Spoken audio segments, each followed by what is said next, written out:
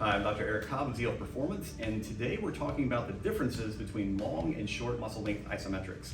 This is an incredibly practical and useful tip, so make sure you watch all the way through. If you are new to Z Health, we are a brain-based education company. We specialize in taking emerging research, digging into it, and looking for nuance and details that actually matter to world-class movement professionals. We specialize in coaching doctors, therapists, and movement coaches from around the world, so if that's you and you find this interesting, subscribe. And if you were just an avid athlete or someone working on your own health, make sure to also watch because we try to make this as simple as possible so that you can start using the information immediately. All right, we've been talking about isometrics and the incredible usefulness or utility of this particular training system or training style. And we've been discussing the previous couple of videos, emerging research that, again, is really, really useful. So today we're going to cover another piece. We're going to talk about muscle length. So if I am working on, again, a bicep curl isometric, I have some options. I can start with the muscle in a kind of extended position. So this would be considered a long muscle length bicep curl or bicep isometric.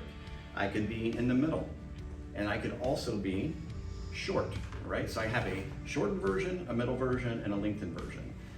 The question always is, well, does it really matter? And is there any evidence that says one is better than the other? Well, yeah, the answer is yes, but it's new. And so this is what I want you to hear.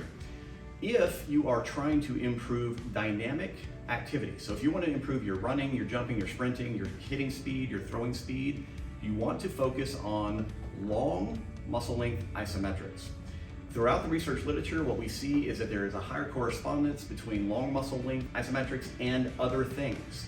So if you are kind of in a vacuum and you go, okay, which one would I choose? Because I'm only going to do one length, then choose long. Now, if that's the case, then why would we also periodically want people to work on short muscle length isometrics? Well, there's another big reason here. Because what we see when we look at this neurologically is that shorter muscle length isometrics increase what is called neural drive. Neural drive is an overarching term that basically means the amount of information or impulse, if you will, coming from the brain through the spinal cord to the working musculature.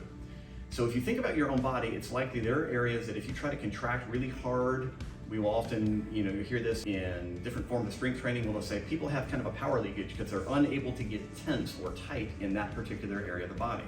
We see this throughout the fitness world where people are doing all kinds of planks and other activating exercises in order to basically, they'll say things like wake up a muscle. Well, muscles aren't there asleep, but what they are lacking is sufficient neural drive to contract intensely.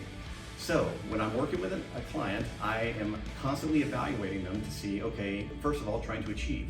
Is it an athlete who's already in good shape? They're trying to increase their force, their power, their jumping height, whatever. So our long muscle length isometrics are going to be the exercise of choice. If instead, I'm working with someone who's injured and they are coming back in a rehab setting where they've had maybe a surgery or they had a long period of immobilization, and I'm choosing to use isometrics with them, what I may find is that I need to do more short muscle length isos in order to increase neural drive, to basically help the brain and body reconnect at some level so that you can really begin to create tension. Isometrics are unique compared to dynamic exercises because when we look at the research literature, generating tension within a working muscle, we can generate the most tension using isometrics, which is one of the reasons it's such a powerful tool, both in the performance and the rehab world. The big question is, are you doing it the right way to have the most impact on your client? So this will give you a little bit insight into which to choose. Obviously, you are always able to do long, middle, and short within a training session. That is something I have people do with regularity, but in the essence of saving time and making sure that our programming is up to speed with current research, I wanted to make sure that you had this level of delineation. All right?